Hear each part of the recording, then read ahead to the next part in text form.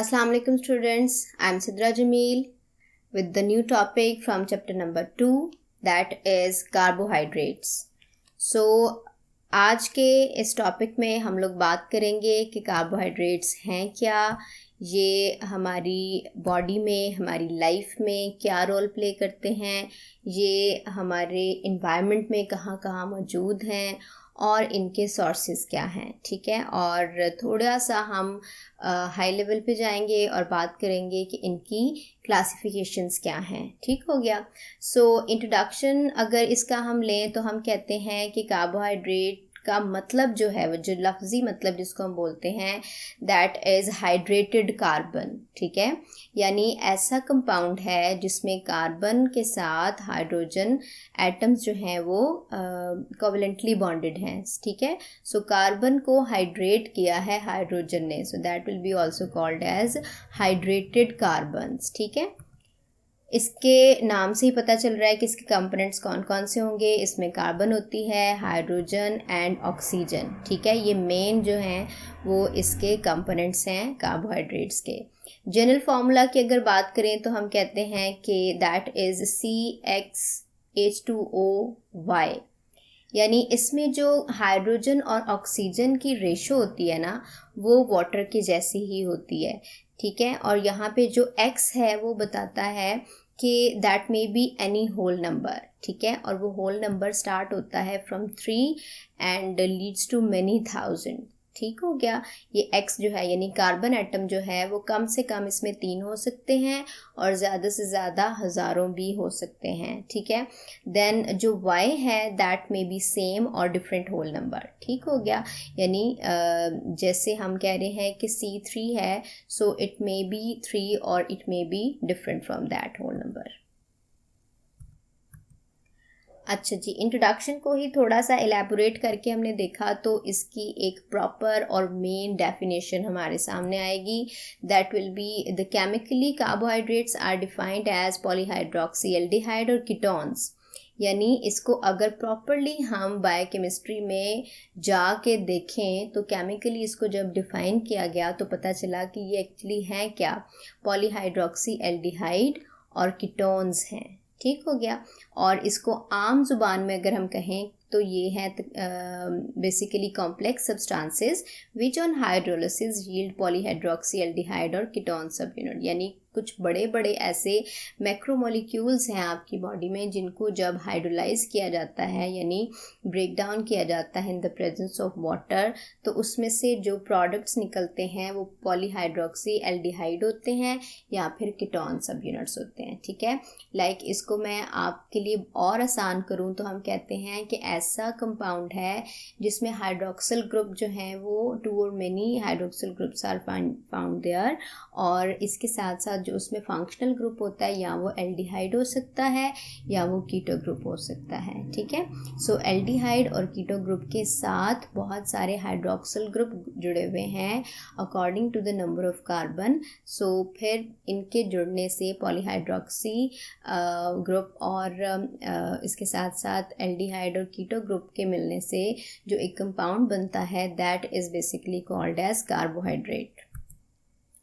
अच्छा जी, ये मेन सोर्स है एनर्जी का. ये आपको पता ही है कि आप के फूड में कार्बोहाइड्रेट भी हैं, लिपिड भी हैं, प्रोटीन्स भी हैं, मिनरल्स भी हैं, वाइटामिन्स भी हैं, वाटर भी है, डाइटरी फाइबर्स भी हैं, लेकिन इनमें से जो क्विकेस्ट सोर्स होता है एनर्जी का दैट इज़ ग्लूकोज. और ग्लूकोज जो है वो एक मेंबर है आपकी कार्बोहाइड्रेट फैमिली का. ठीक है, सो ये मेन सोर्स है एनर्जी का और क्विकेस्ट सोर्स भी है एनर्जी का. ठीक है, क्योंकि लिपिड्स जो है वो आपकी बॉडी में मेन फंक्शन प्ले नहीं करती एनर्जी के लिए. जब कार्बोहाइड्रेट ना हो तब लिपिड को जो है वो जहमत दी जाती है कि आप एनर्जी का सोर्स बन जाओ. ठीक है, इसी तरह से प्रोटीन जो है उसके और बहुत सारे स्ट्रक्चरल और फंक्शनल रोल होते हैं.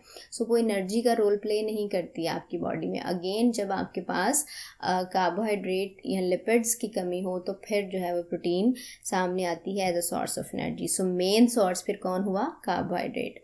इसके अलावा हम कहते हैं कि एनर्जी का सोर्स होने के साथ साथ it can also play some structural and functional role in your body as well.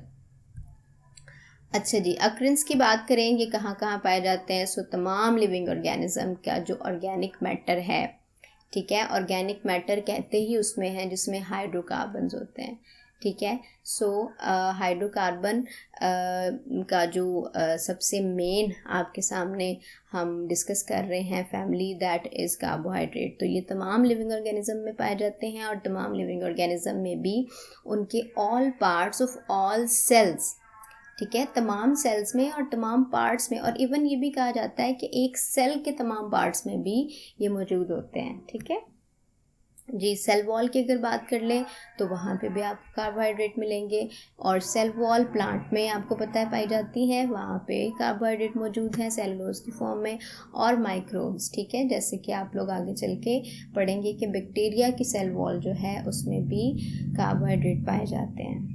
Examples देखें अगर इसकी हम, तो सेलुलोज ऑफ वुड, जैसे अभी मैंने आपको बताया था कि सेलुलोज जो है वो पाया जाता है सेल वॉल में, तो वुड से हमें सेलुलोज मिलता है, और वो सेलुलोज जो है वो कार्बोहाइड्रेट का मेंबर है। इसी तरह कॉटन में जो है वो कार्बोहाइड्रेट मौजूद है, पेपर में कार्बोहाइड्रेट मौजूद है। Starch is present in cereals, तो सीरियल में जो स्टार्च है, starch is also a member of carbohydrate family. Root tubers में पाया जाता है, कैन शुगर में पाया जाता है, और मिल्क शुगर में कार्बोहाइड्रेट जो है वो मौजूद है। सोर्सेज जो हैं हमें एक्चुअली ये मिलता कहाँ से है, ठीक है, इन सब को भी जो पीछे हमने एग्जांपल्स पढ़ी, इनको भी कहाँ से मिला? So they can get carbohydrate from green plants, ठीक है। ग्रीन प्लांट ने एक्चुअली कौन सा ऐसा प्रोसेस किया? फोटोसिंथेसिस। फोटोसिंथेसिस आपको पता है जिसमें कार्बन डाइऑक्साइड और वाटर मिलके ग्लूकोज और ऑक्सीजन बनाते हैं। तो अगेन ग्लूकोज क्या है? वो कार्बोहाइड्रेट का ही तो मेंबर है, ठीक है। सो कार्बोहाइड्रेट बनाने के लिए ग्रीन प्लांट ने क्या किया? Photosynthesis, and that is the primary product of photosynthesis, ठीक है। कार्बोहाइड्रेट जो है वो प्राइमरी प्रोडक्ट है फोटोसिंथेसिस का, और यही तमाम लिविंग ऑर्गेनिज्म के लिए एक तरह से प्रोड्यूसर्स भी होते हैं, और तमाम लिविंग ऑर्गेनिजम्स को कार्बोहाइड्रेट का सोर्स भी बनते हैं, ठीक है। इसके अलावा प्लांट ही की लाइफ में और प्लांट ही की बॉडी में जो दूसरे प्रोडक्ट्स बनते हैं कार्बोहाइड्रेट के अलावा, वो भी कार्बोहाइड्रेट ही से बनते हैं by going out different chemical changes, ठीक है। उसी के अंदर डिफरेंट केमिकल चेंजेस किए जाते हैं, और फिर बाकी के जो प्रोडक्ट्स हैं जो कि प्लांट की लाइफ के लिए ज़रूरी होते हैं वो बनाए जाते हैं, ठीक है। चूँकि प्राइमरी प्रोडक्ट तो कार्बोहाइड्रेट ही है ना, तो जो सेकेंडरी प्रोडक्ट बनाए जाएंगे वो इसी से बनेंगे। अच्छा जी, नेक्स्ट है हमारे पास कॉन्जुगेशन। कॉन्जुगेशन का मतलब होता है मिलना, जुड़ना, कॉन्जुगेट करना, ठीक है। मिलके एक दो सिंपल चीज़ें मिलके एक कॉम्प्लेक्स चीज़ बना दें तो this will be called as conjugation, ठीक है। सो अगर हम कार्बोहाइड्रेट की कॉन्जुगेशन की बात करें तो हम कहेंगे कि कार्बोहाइड्रेट जो है वो एबिलिटी रखता है to combine with lipids and protein, ठीक है। जब वो लिपिड के साथ कंबाइन होंगे तो they will be called as glycolipid. Glyco का वर्ड लिया गया है ग्लूकोज से, ठीक है। सो अगर कार्बोहाइड्रेट लिपिड के साथ जुड़ रहे हैं तो वो बनाएंगे ग्लाइकोलिपिड्स, और अगर वो प्रोटीन के साथ जुड़ रहे हैं तो वो बनाएंगे glycoprotein. And both of these conjugated molecule play structural role in your cell और in your whole life, in your body as well, ठीक है।